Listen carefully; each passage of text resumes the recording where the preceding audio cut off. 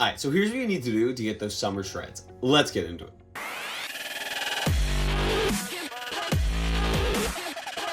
Okay, so first of all, I just want to start the video with this is to lose weight, you do have to be in a calorie deficit.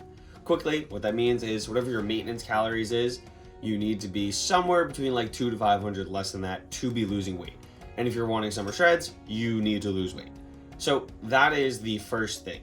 Quickly, how to figure out your maintenance calories is calorie track for like a week, average out what your calorie intake per day was, and whatever that average is over the week is probably going to be about your maintenance, assuming you stayed around the same weight that week. Then you're going to go 200 to 500 below that, you're going to be losing weight.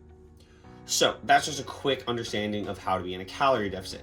Now let's talk about the more, I'll say like minute details that like people probably don't know. Cause like, obviously I could just tell you like, hey, go work out, eat in a calorie deficit less. But like, I feel like those are things people know. So let's dive into it. So these are a couple different hacks and stuff. The first thing is one, up your protein intake.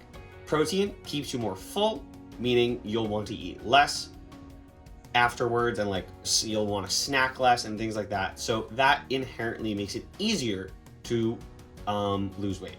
Additionally, with that would be eating more like fruits and veggies.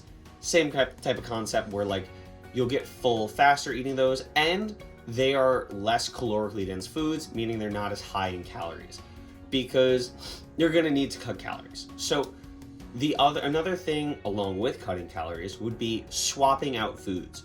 So let's just use like bread as an example. Most people eat some type of bread in their diet, whether they're having a sandwich for lunch or like whatever it is, right? But there's a lot of like brands of bread that it's like 110 calories a slice. I personally use 647 bread. That has 40 calories a slice. So my sandwich using 2 slices of bread is 80 calories from bread, where other people is 220. That's a massive difference. And you might be thinking like, oh, that's like half of that deficit I was telling you about earlier, 200 to 500 calories. And you might be thinking like, oh, that's just one small change. Yes, but if you start doing that for a bunch of things, it'll add up.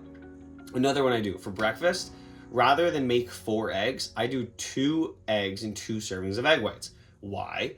Eggs are 70 calories a piece, and a serving of egg whites is 25 calories a serving, right?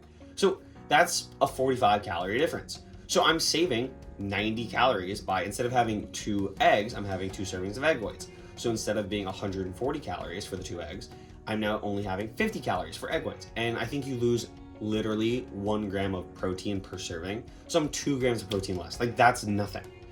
So I'm saving 90 calories right there. So that plus the bread, I've now already saved 200 calories. Like that right there could literally be the start of your deficit.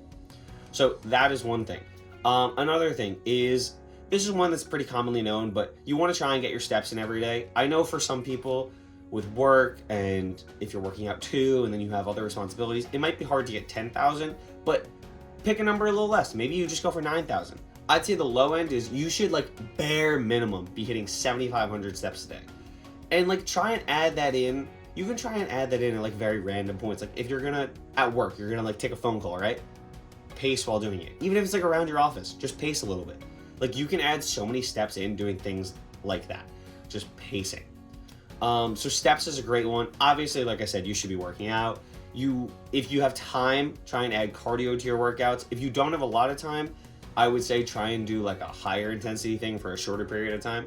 If you have more time, you can do a lower intensity, like go for a 30 to 45 minute walk or something. If you don't, hop on a Stairmaster for like 10 minutes. I just bought a weighted jump rope. You could do something like that, and that's something you can literally have at your house. So that's getting your cardio in. Obviously, like I said, resistance training. Along with resistance training, this is just a quick side note, but the more muscle you have, muscle burns more calories than fat. So inherently, it'll be easier to lose weight the more muscle you put on. So quick little thing that you probably should be trying to put on muscle too. A few other quick like hacks or things would be, one, diet sodas. Honestly, like I did this a lot more when I was in college. I don't do it as much now, but sometimes I will.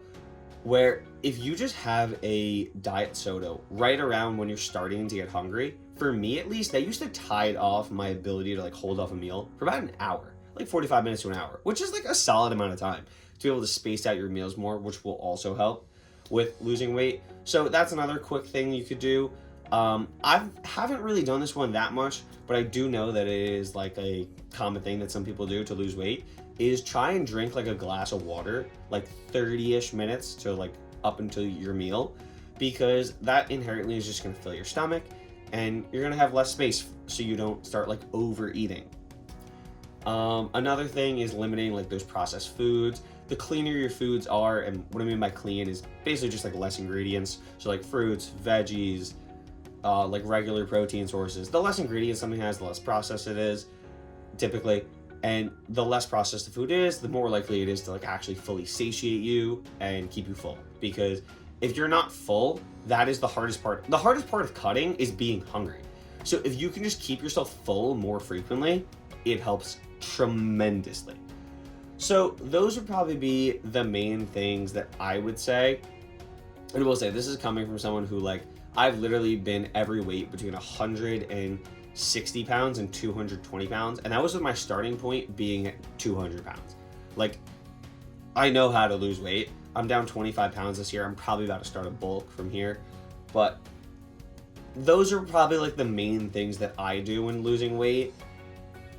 It's usually just increase cardio, switch to lower calorie food options, substitute, make sure I'm hitting my steps, I'll start having some diet sodas a little more to like tide off a meal, and increase water consumption a little bit, just because that'll keep you a little bit more satiated, especially if you do it honestly after a meal. I've noticed that too, where if you start drinking water after a meal, it'll keep me full for longer, I've noticed sometimes. So just a lot of things like that. I'd say those are pretty much the main things, but as I said at the beginning of this video, and please don't forget it, you do need to be in a calorie deficit. So personally, like I said, I would track calories for a week or a little bit longer. If you're willing to track calories the entire time, that will 100% make it easier. And one last note is, don't care too much about each individual day's weigh-in. I know some people do. I personally do weigh myself every day, but if you are going to weigh yourself every day, don't care too much about one day's weigh-in. Your weight is going to fluctuate a lot. Care a lot more about the week. So like average your every day together, and your average of last week to your average of this week. Did you lose weight? That's what really is going to matter. So with that being said, I hope you guys enjoyed. I hope you can get your summer shreds on and look great on for this summer. And with that being said, I'll catch you next Sunday at 5 p.m. Catch you there.